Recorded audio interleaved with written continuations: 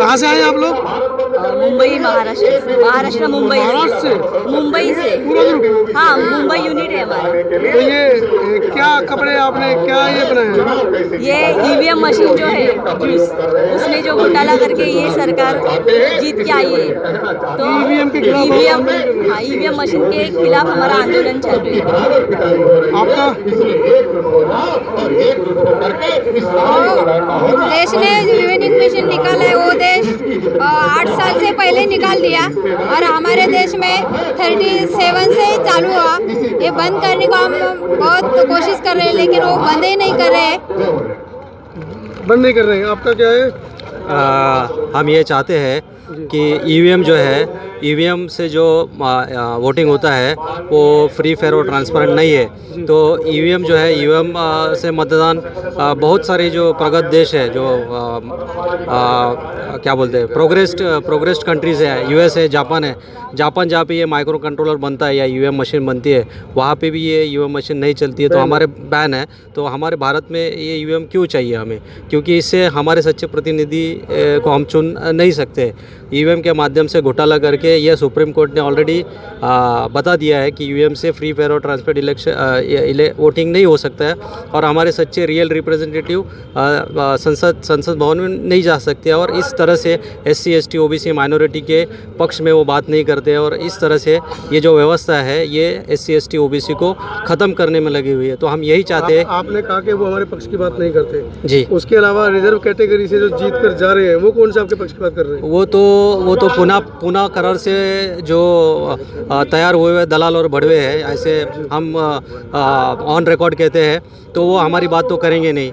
पुनः पैक्ट की वजह से जो रियल रिप्रेजेंटेशन की बात जो गांधी जी ने ख़त्म कर दी थी, तो वहाँ से हमारा रियल रिप्रेजेंटेटिव नहीं जाते हैं, और इस वजह से हमारा जो है ज़्यादा सत्यानाश हो रहा है, ऐसे मैं मानता हूँ। मैडम, आपके क्या विचार है इस बारे में?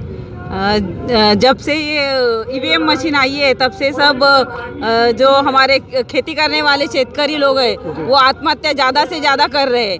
वो सब पढ़ाई के बारे में भी सब स्कूल बंद हो रही है, जो गवर्नमेंट का जो भी ये सब बंद हो रहा है। और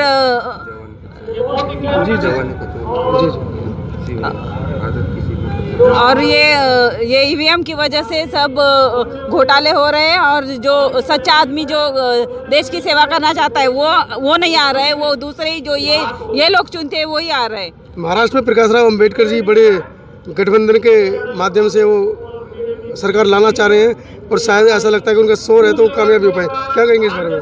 नहीं, वो तो आपको इलेक्शन के बाद में वो क्या है वो आपको पता ही चल जाएगा। आप महाराष्ट्र हैं, मैं इसलिए महाराष्ट्र की बात लेना चाह रहा हूँ। बिल्कुल वही मैं कह रहा हूँ, क्योंकि जो बाला साहब अम्बेडकर साहब है, वो हमारे बाबा साहब के जो है वो उनका वो खून का नाता है, लेकिन हम खून के नाते से नहीं चलते, हम लोग विचारों के जो है वारिसदार है। तो हम किसी भी तरह से हमारा जो विचार है, जो संविधान बचाने का विचार है, जो हमारे संविधान बचाने का विचार करेगा वो हमारा प्रतिनिधि होगा, अन्य कोई नेता को हम नहीं मानते। और आप क्या लगता है आपको? क्या लगता है जिस वर्ग से आप आते हैं, लगातार पिट रहे हैं, लगातार शोषण हो रहा है, तो सरकार इस बार आप किसकी बनवाएंगे वहाँ पर? हम तो चाहते हैं, हम किसी की भी सरकार आए, लेकिन वो अम्बेडकरवादी हो बराबर, वो संविधान जो संविधान के पक्ष में बात करेगा उसे हम चुनकर लाएंगे, यही हमारा मत है। सरकार हम कितनी भी चाहे कि हमारी ये सरकार होनी चाहिए, लेकिन हम चुन नहीं सकते हैं, क्योंकि आज जो चुनता है वो ईवीएम चुनता है। तो हम जिसे भी चुनना चाहे हम उसको चुन के नहीं ला सकते।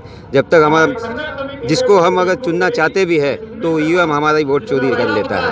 तो साथियों, ये महाराष्ट्र के लोग हैं, आपने सुना क्या थे इनके विचार। ईवीएम के अंदर एक बड़ा मुद्दा है कि ईवीएम के अंदर सरकारें इलेक्ट्रॉनिक जो उसके मत हैं उनको तो ले रही है, लेकिन कहीं ना कहीं जो पेपर की जो एक बैलेट पेपर जो ईवीएम से निकल रहा है उसका अगर वो गिनती कराएं तो कहीं ना कहीं निष्पक्ष जांच होगी। वीवीपैट की जिससे जो पेपर निकल रहा है उसकी भी गिनती होनी चाहिए, क्योंकि इलेक्ट्रॉनिक गिनती जो हो रही है वो कहीं ना कहीं ईवीएम के अंदर, जैसा आरोप लगाया जा रहा है कि ईवीएम के अंदर कहीं ना कहीं छेड़छाड़ की गई है। अगर पेपर का भी गिनती होगी तो शायद निष्पक्ष जाँच निकल पाएगी। आप यही कहना चाह रहे हैं। धन्यवाद आप लोगों को।